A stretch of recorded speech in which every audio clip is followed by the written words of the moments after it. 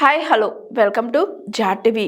కేసీఆర్ గారి పోరాట స్ఫూర్తితో కాంగ్రెస్ అరాచకాలను ఆగడాలను అన్నిటినీ ఎదుర్కొని విరోచితంగా పోరాడి సర్పంచ్ స్థానాల్లో బీఆర్ఎస్ గెలిచిందంటే దానికి కారణం బీఆర్ఎస్ కార్యకర్తలే అని అన్నారు BRS working president KTR.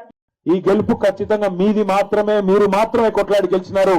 KCR గారి స్ఫూర్తితో ఎవరు సహకరించినా సహకరించకపోయినా మా నాయకుడు కేసీఆర్ గారు అందించిన పోరాట స్ఫూర్తితో మేము కొట్లాడతామని చెప్పి అధికార పార్టీ ఆగడాలను, అధికార పార్టీ అరాచకాలను అన్నిటిని ఎదుర్కొని వాళ్ళ గూండాగిరిని, పోలీసు పవర్ను అన్నిటిని ఎదుర్కొని మీరు అద్భుతంగా వీరోచితంగా పోరాటం చేసినందుకు గట్టిగా చప్పట్లతో ఇక్కడ ఉన్న వాళ్ళందరూ మొత్తం నల్లగొండ జిల్లా మొత్తం నిలబడేటట్టు వారికి అభినందనలు చెప్పాలని కోరుతా ఉన్నా. గెలిచిన వారికి, స్వల్ప తేడాతో ఓడిన వారికి, గెలిచి ఓడిన వారికి పేరు పేరున అందరికీ అభినందనలు. గెలిచి ఓడిన వారు అని ఎందుకంటున్నా అంటే దగ్గర ఇప్పుడే మా భూపాల్ రెడ్డి అన్న చెప్పినట్టు ఒక 1000-1500 గ్రామాల్లో నిజానికి మనం గెలిచినాం. కానీ లంగతనంతో చిల్లర మల్లర మరి అధికారులను అడ్డం పెట్టుకొని కావాలని తిమ్మిని బమ్మిని చేసి గెలిచిన వాళ్ళని కూడా ఓడిపోయినట్టుగా రీకౌంటింగ్ లో ఓడగొట్టింది కాంగ్రెస్ ప్రభుత్వం.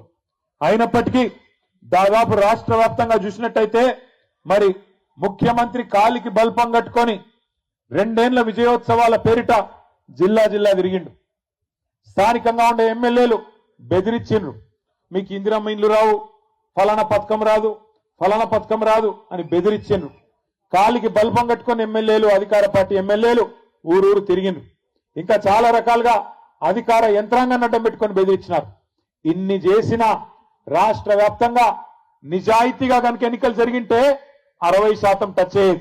అయినప్పటికీ దగ్గర 35-40% స్థానాల్లో ఇవాళ బీఆర్ఎస్ గెలిచింది అంటే దానికి కారణం మీరు మీరు మీరు అనే మాట మళ్ళొక్కసారి నేను విజ్ఞప్తి చేస్తా ఉన్నా. నిజంగా మీ పోరాట స్ఫూర్తి ఇలా పార్టీ నాయకత్వం మొత్తానికి కొత్త ఉత్సాహం ఇచ్చింది. కాంగ్రెస్ పార్టీకి ముచ్చెమటలు పట్టించింది. అందుకే జిల్లా పరిషత్ ఎన్నికలు పెట్టాలంటే, మండల పరిషత్ ఎన్నికలు పెట్టాలంటే కాంగ్రెస్ ముఖ్యమంత్రికి, కాంగ్రెస్ పార్టీకి భయమయ్యి ఇలా తప్పించుకొని పారిపోతా ఉన్నారు. చూస్తా ఉన్నారు మీరు. ఇవాళ పొద్దున్నే పేపర్ల వార్త ఉన్నది, సహకార సంఘాలకు ఎన్నికలు పెట్టాలా. రైతులకు నిజంగానే ముఖ్యమంత్రి గారు, కాంగ్రెస్ ప్రభుత్వం ఏదైనా మంచి చేసింటే సహకార సంఘాలకు ఎన్నికలు పెట్టి ఉండాలి. ఈ రోజు రైతు దినోత్సవం కూడా, జాతీయ రైతు దినోత్సవం ఈ రోజు.